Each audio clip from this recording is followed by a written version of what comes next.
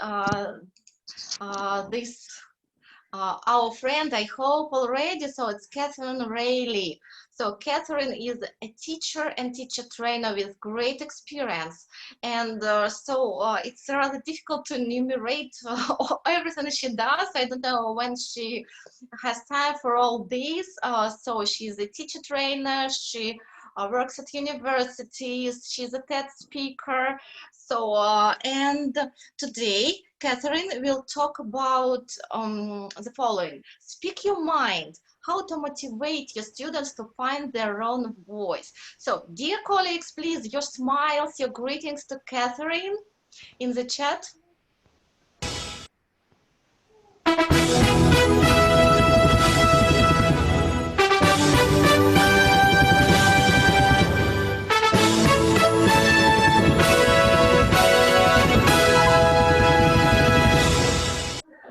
So, Katherine, hello, how are you?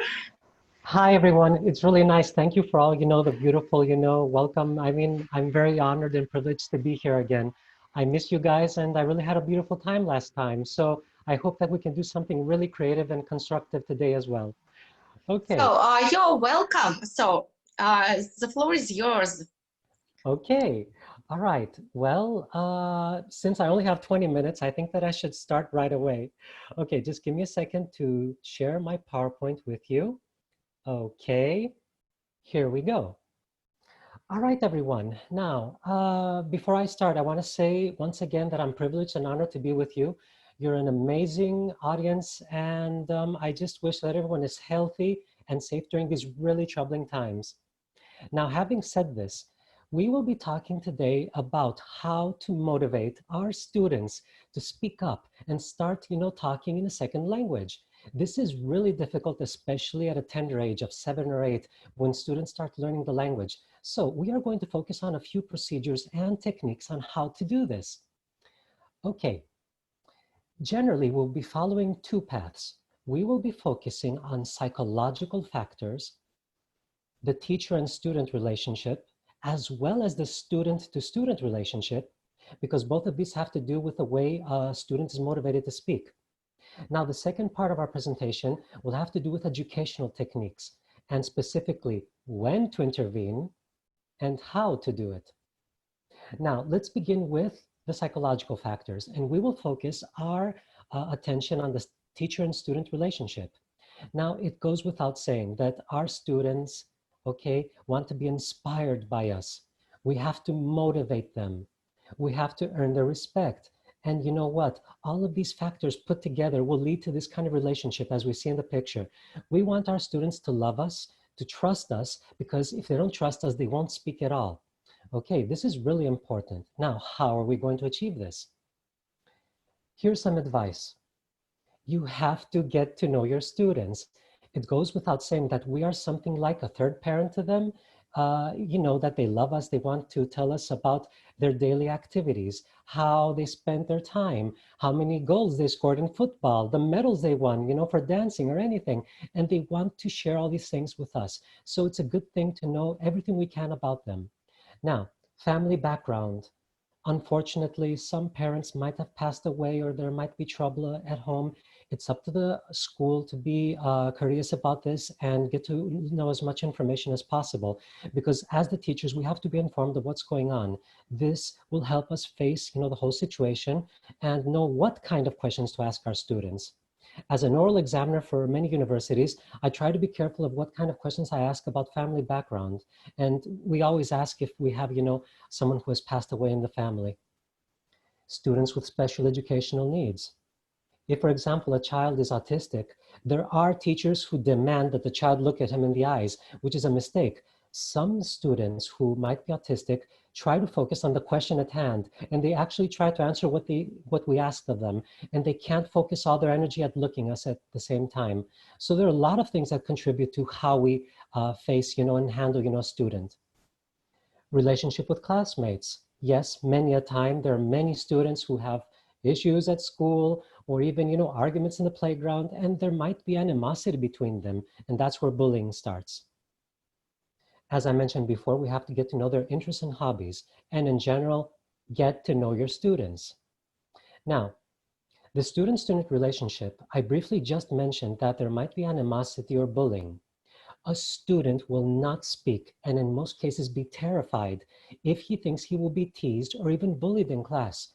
I'm not saying that we as teachers are going to solve their problems, in the neighborhood or at school. However, to the degree possible, we have to intervene, speak with the parents, especially of the students that bully the others, because if a student is terrified, he will not participate.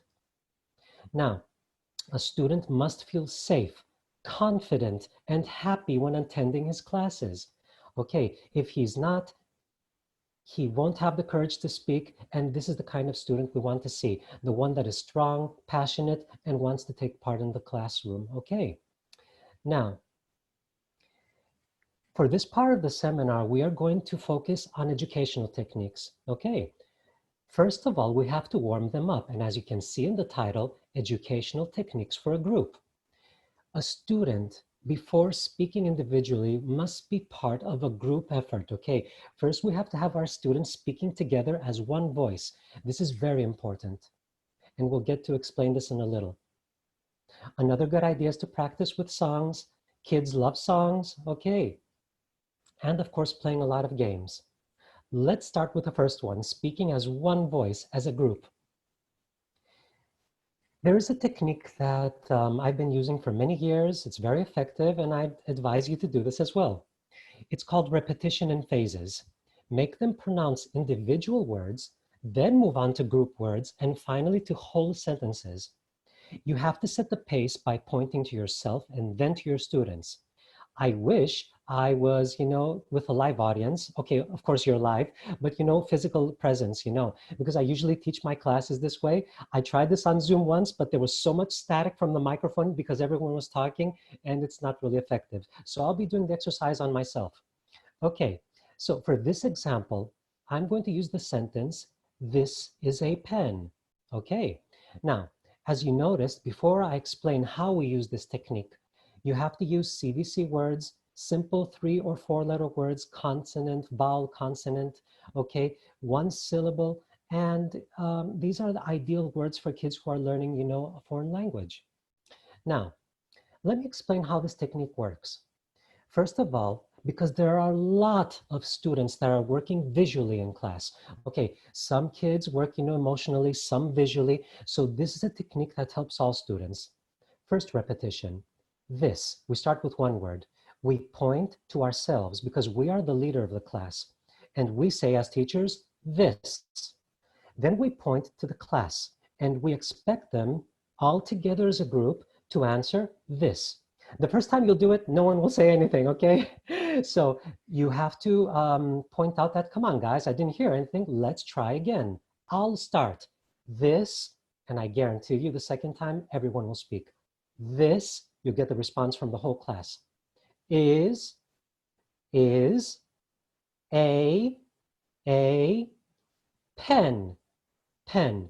It's very important, to do this repetition, pointing to yourself, speaking alone as the teacher, then pointing to the whole class. Everyone is answering as a group. Very important. Now, second repetition, we use 2 words. This is, you point to your class. They might not answer right away. You say, come on, guys, let's try again. This is, they will all answer immediately. This is a pen, a pen. Okay, now you do a third repetition, and this time you do the whole sentence. It's a good idea to do it a bit slowly because there are 4 words. This is a pen. Then you point to the classroom, they answer in the same fashion, and then you can do it again just a bit more faster. Okay, now, what have we gained by this simple exercise with pointing to each other? Students feel more confident as a group and build self-esteem. Now, the funny thing about this exercise, they speak their voice without feeling they are being judged. Their individual voice can be heard by the teacher. Even if the students think that we don't hear them, of course we hear them. We're teachers. We know who is yelling, who is, a bit more shy. However, even the shy ones feel more confident because they think that their voice is lost inside, the chaos. But this is a good exercise for them to start pronouncing and to get used to the idea that they're speaking in class. Okay, this is what we call the warm-up, working as a group. Now, We use the same technique for multiple activities, especially when introducing new vocabulary words. For example, you start a new unit in your book. Okay, the word focus of each lesson. Let's say you have like verbs. You start the same procedure. Fly, you point to your students, all of them together. Fly, run, run, jump, and etc. Okay, then you can actually do this individually and point to specific students. We'll talk about this soon. Now, practicing with songs. I love songs. Kids love songs. If there is a song in the book that they don't like, it's probably not a good song. Okay, I mean, we're human. We're not obliged to like all songs. Some of the songs in the books are great. If not, try to find one on YouTube. Encourage your students to sing and always participate, but don't allow your voice to surpass theirs. Yes, we'll be singing, but not louder than them. Okay, we want them to become leaders in the classroom. Okay, we're just guiding them. You can play the song again and split your class in groups. Each group can sing a specific verse. You can do it as a game. They love these things. Playing games. Now, all of us have, e-games included in our interactive whiteboard software. And usually these games have 6, maybe 8 questions. If you have a classroom of about 8 students, you can either split them into teams. And, when they're playing games, they are excited and they want to speak. They'll try to speak in their mother tongue. You say, try to speak in English. And they will try to answer the exercise, okay, on the whiteboard in English, okay? Kids want games, we'll give them games. All right, and of course, answering correctly will boost their morale and make them less scared of speaking. Okay, now we are going to do the transition to individual speaking. What are our goals? Our first goal is to speak individually with confidence. Second goal, use the correct grammar and syntax. And the third goal, proper pronunciation. Yes, all 3 of them are hard and they're a nightmare for us teachers. But everything is feasible if we follow, a procedure that I'm going to show you. Let's start with the first one. Speaking individually with confidence. This has to do with psychology, the first part of our training. Praise your student's efforts, even if he makes mistakes. For example, a student might try to say this sentence, my favorite color is red. Okay, so I'll do the student. My favorite color, red. Okay, now the student forgot to use the verb to be. Are you going to reprimand the student or are you going to applaud his efforts? Of course we're going to applaud his efforts because he actually pronounced 4 incredible words. Okay, at this tender age, the fact that the student forgot the verb, okay, it's a huge mistake, but we will say, good job, great, you just forgot one little word. We have to praise them and then correct them. All right, now, this is the most important, and this has to do with the teacher. The students should encourage each other. When a student makes a huge effort to speak in class, the teacher has to encourage the students, okay, to start, applauding or, saying, bravo, congratulations. Way to go, Mary. Good job. Come on, everyone. Huge round of applause. Okay, this will boost their self-esteem because we want the classmates to be unanimous as one team supporting each other. Psychology is the most important factor when trying to speak at this age. Now, baby steps. Okay, we have to use simple words. Don't go crazy over words like purple or cucumber. Okay, they're not ready to, to pronounce these words. They're really difficult. All right, they're so tiny. They're young kids. All right, they'll get used to it. I even have a lower class, a B2 level, and some of them still can't pronounce cucumber. Okay, use simple sentences: subject, verb, object. Very simple. All right, 3, 4 words. This is for starters so that students don't get frustrated. And we all have students that are always in panic mode and they always hurry.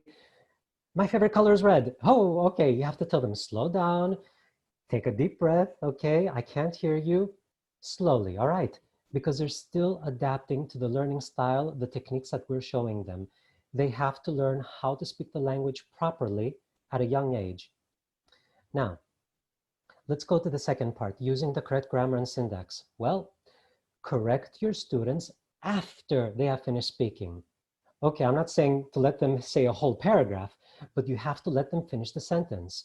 Okay, if for example, a student says, favorite color is red, okay, and you stop them at favorite at the first word, oh, you forgot my. The student will panic, They will lose focus and they'll want to give up. Always let your students express themselves. Okay, this is very important. Let them say the whole sentence, then correct them. Of course, you'll correct them. Okay, after their first attempt and correcting them, let them try again. If they repeat their mistake, okay, after the first time they're corrected, I don't ask them to try again because I know they'll get frustrated.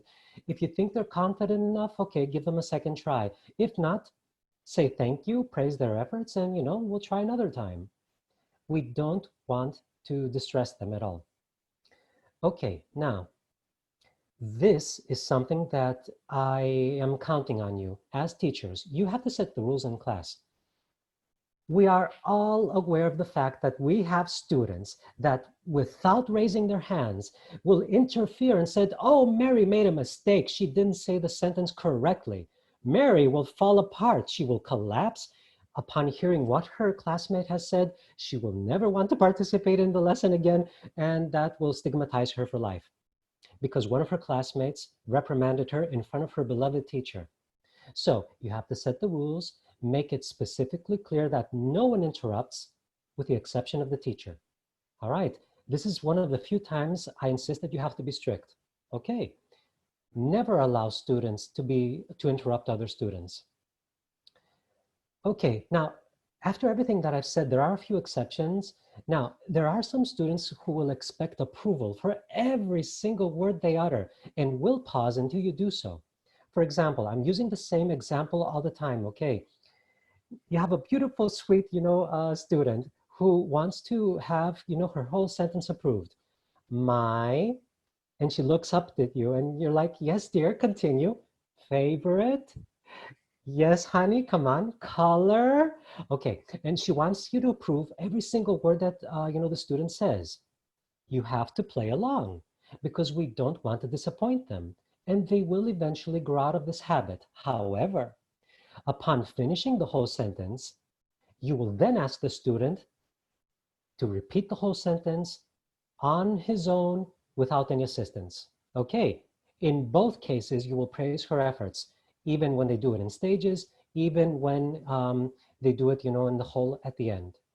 All right, now, you should always smile. I'm not saying put a fake smile. We all love our students, but you have to smile. Look at this smile. I mean, if I had this teacher when I was in primary school, I'd want to speak all the time because I used to have a teacher. She was a wonderful person, but she never smiled and I was scared of her. I didn't want to speak.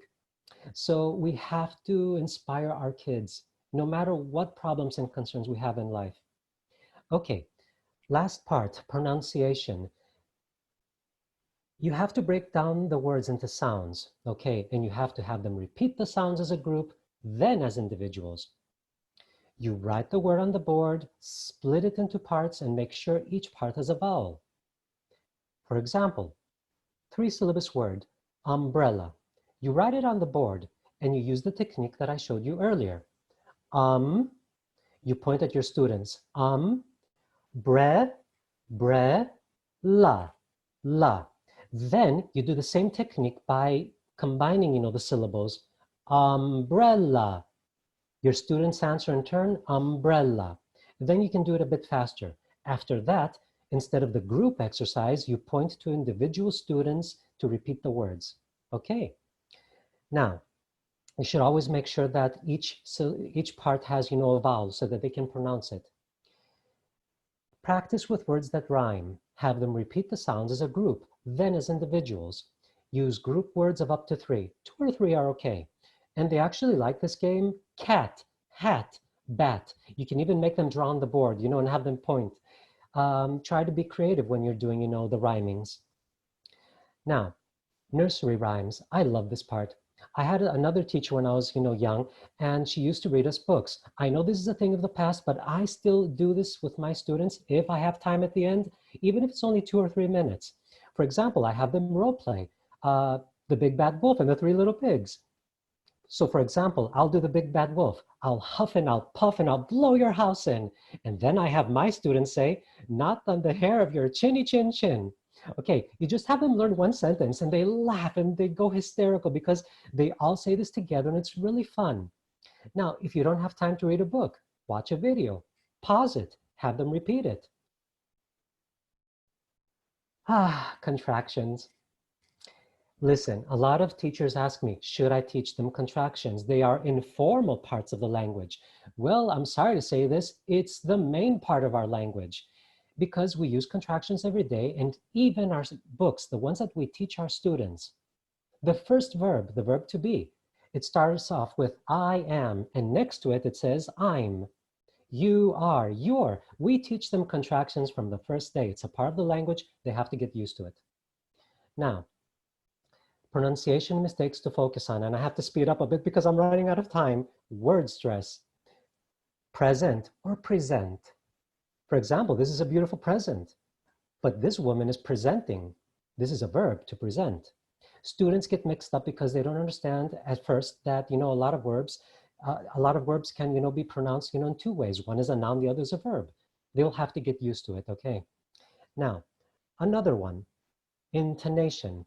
I love this one. Oh, did you do your homework? Or did you do your homework?